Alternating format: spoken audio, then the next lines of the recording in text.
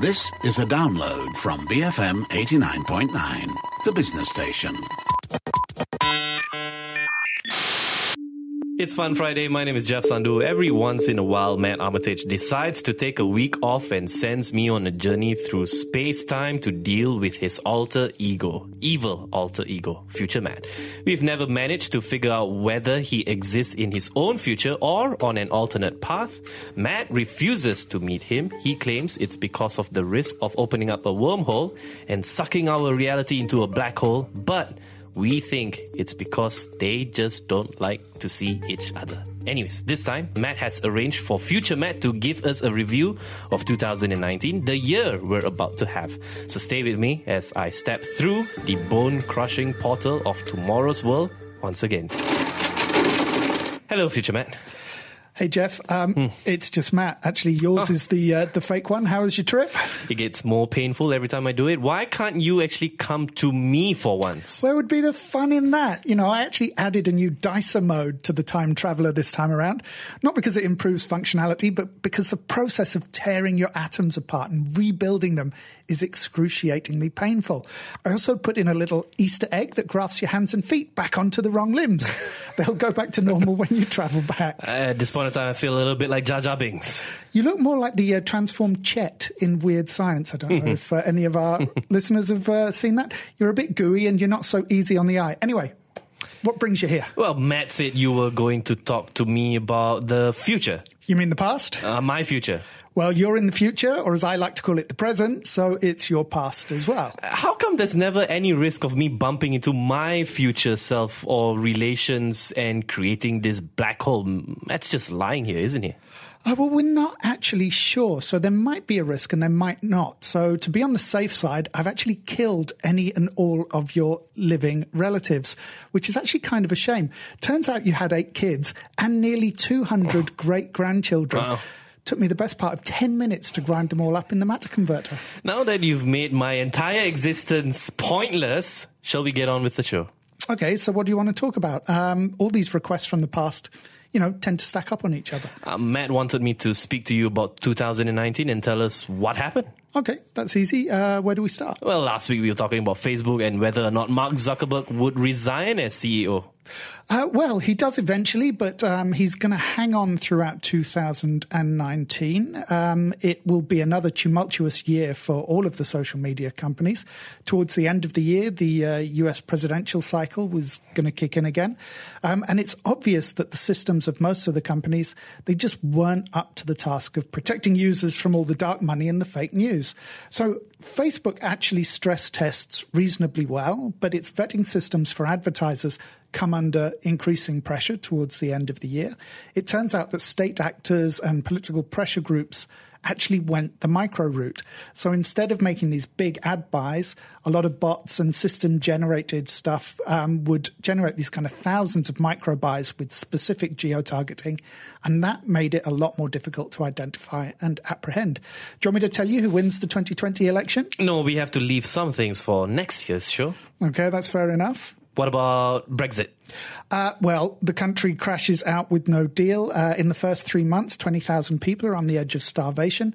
Traffic grinds to a halt across the southeast of the UK as almost 15,000 lorries of transporters are gridlocked at the country's ports. Scotland and Northern Ireland vote for independence, and the UK makes mid-crisis Greece look like a walk in the park. Not very tech-related, though. Well, Matt asked me to ask you. I don't think he meant for it to go on the show. Well, can you tell him that I'm not here to dance for his pleasure? So I think I'll carry on with the social media.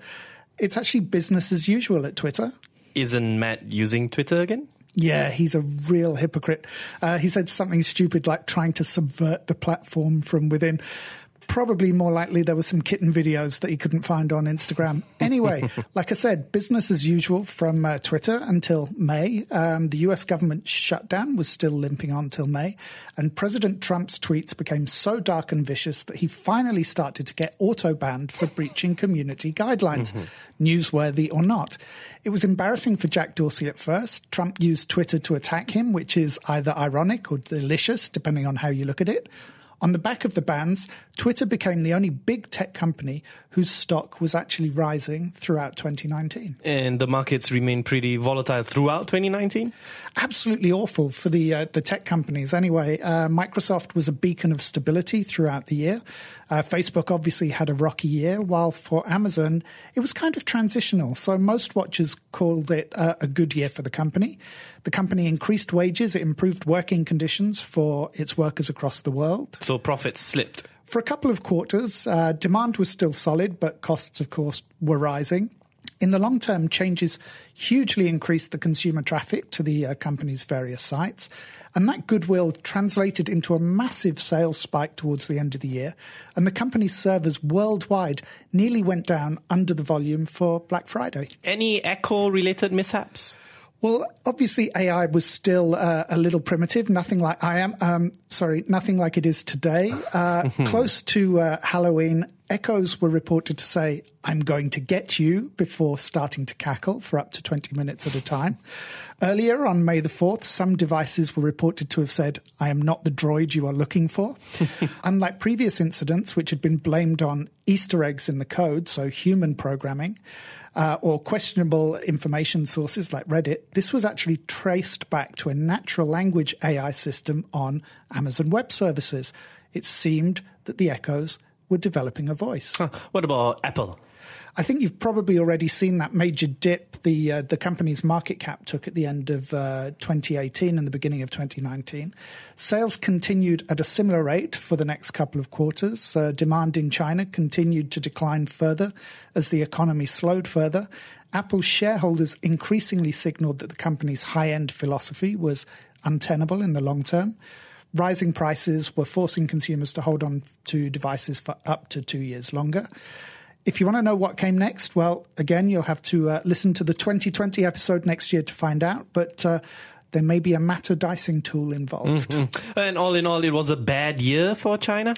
Swings and roundabouts. Huawei made significant gains against Samsung, so the Korean giant had slashed forecasts for the year, and that perceived weakness allowed Huawei to come within striking distance of becoming the world's largest phone manufacturer. And by the end of 2019, as part of the trade war settlement with China, President Trump was seriously considering giving the company access to US markets again. And of course, we all know how dominant Huawei is today. Oh, of course, you guys don't, right? You've got a big surprise coming. Oh, so what else did China offer up in 2019? This was a surprise one.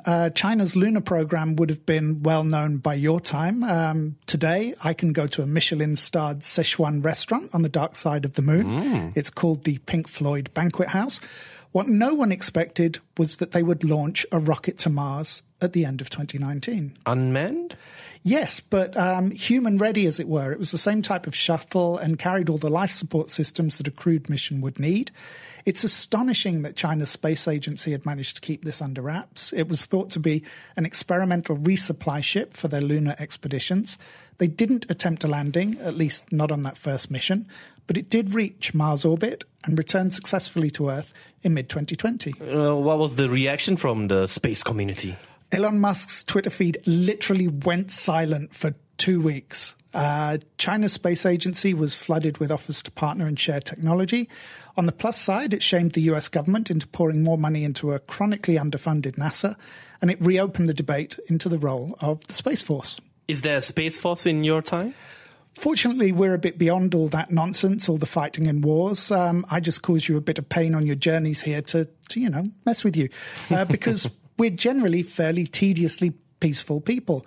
Why do you think I bother with this back-in-time nonsense? It's like a cat being given a mouse to play with. You brighten up some very, very boring days. If Future Map hasn't bored me to death, we'll be back after the break for more of our review of the year to come. BFM 89.9. Brewing frothy mocha. BFM 89.9. The business station.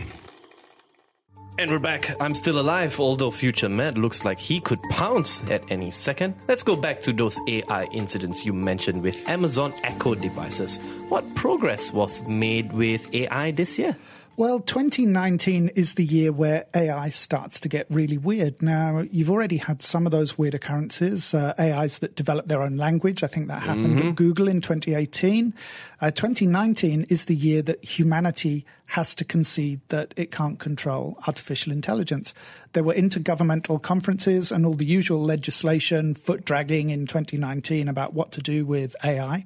2019 sees that debate being hijacked by the machines themselves. And what time are we in? You never really tell me. Are we looking back a few years, centuries, millennia? Well, this isn't Back to the Future. You don't just set a date on a DeLorean and drive towards the sun. You know, where you are doesn't bear any relation to where you were. And I don't think your brain would even be able to grasp where you were, even if I did choose to tell you. Does it have anything to do with AI? Everything. And it all starts in your year, 2019. So everyone's eyes were on the big guys, the Amazons, the Googles, the IBMs, the Microsofts. No one noticed a small Silicon Valley startup, let's call them the Tyrell Corporation, just for fun, who were experimenting with quantum computing and AI. Their system, we'll call it Nexus, again for fun, was already pretty advanced in 2018, but it wasn't until June 2019 that they went public with Nexus, the first true quantum AI. And what did it do? Well, the functionality of that first system wasn't really very exciting. It was designed to automate hospitals and healthcare centers. What freaked people out was how it worked. Which was? No one knows, even to this day. Wow. Humanity had been worried about AI developing its own language and thought processes that humans couldn't understand. That had actually happened with a Google system that was terminated after 3 linked AIs started communicating in ways that we couldn't comprehend because it operated in a quantum realm. Not only did we not understand how it worked, we couldn't even see what had been done. Did politicians try to shut it down? There wasn't any point because it defined its own parameters and expanded its own programming in a different dimension. It wasn't a case of stopping it. By most measures, it was already self-aware, and it had spread into millions of computer servers across the planet. Ordinary computers everywhere. It was software in cyberspace. There was no system core. You're just quoting from Terminator 3. Great film. We still watch that one today. The Christian Bale one, not so much. We were very lucky that Nexus didn't turn out to be like Skynet. Nexus didn't mean us any harm, and it's guided us ever since, blurring the line between human and machine. But don't worry, you've still got all of that to look forward to. It's bad enough trying to figure out when the other Matt is lying to us. With you, it's impossible.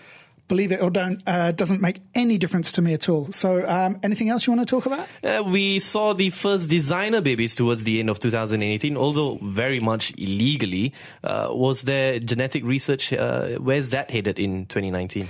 Well, the cat's well and truly out of that bag, or the baby's out of the hat. I really don't get your 21st century idioms.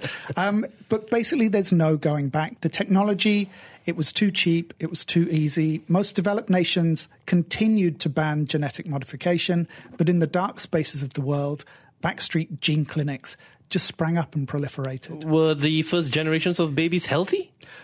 Depends how you look at it. For us, this kind of tweaking is routine. It's a bit like changing the wallpaper on your phone screen. How widespread would this become? By the end of 2019, there were only a handful of genetically modded kids already born, but hundreds were gestating, and that would swell to thousands and tens of thousands over the next few years. It'll take you guys a generation or so for the full horror of those first experiments to come out. I'm not going to bore you with it here. But the proliferation signaled to bodies like the UN that prohibition wasn't an option, and that common sense regulation and safe availability was the only way that you could move forward. But no kids with 3 heads. Well, it'll be a few years before you start to see chimeras and the real freaky stuff. But it wasn't all bad news, though. All that focus on modding helped companies like Rewalk to gain a lot more success.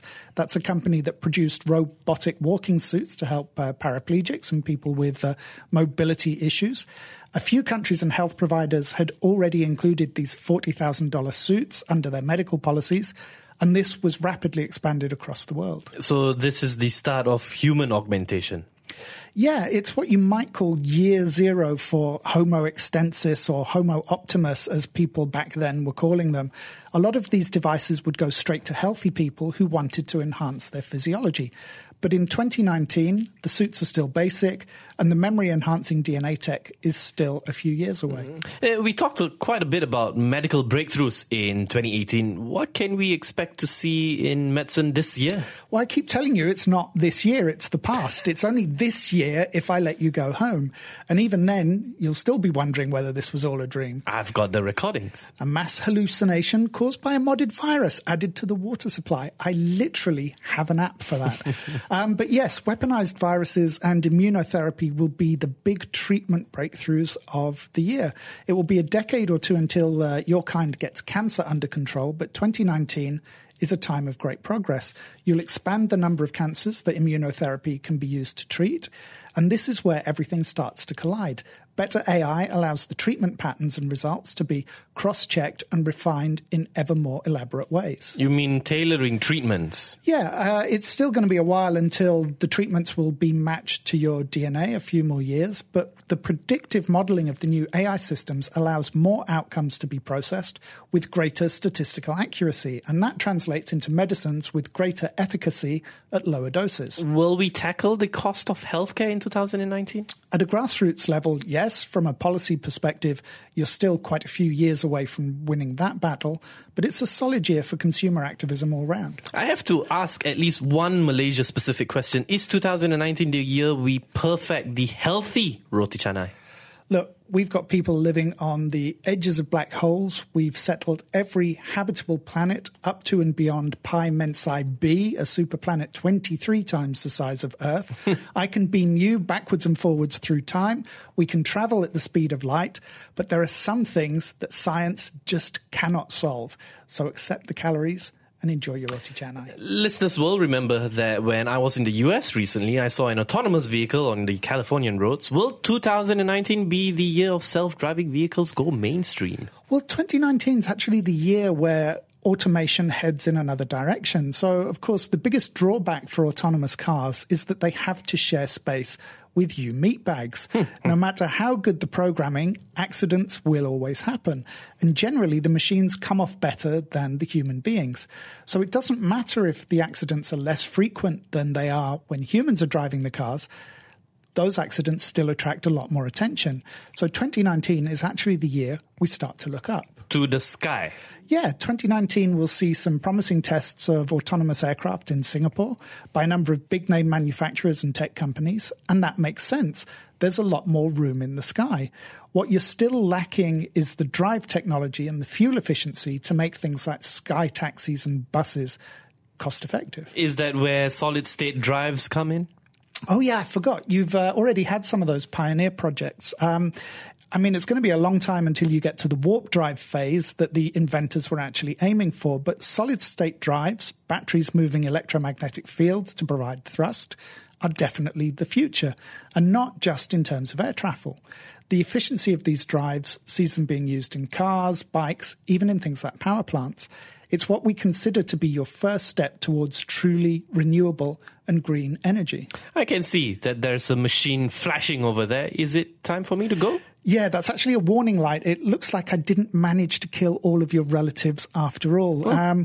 A little one must have escaped. His parents must have hidden him in the reeds by the river. So yes, you better go before the universe folds in on itself again.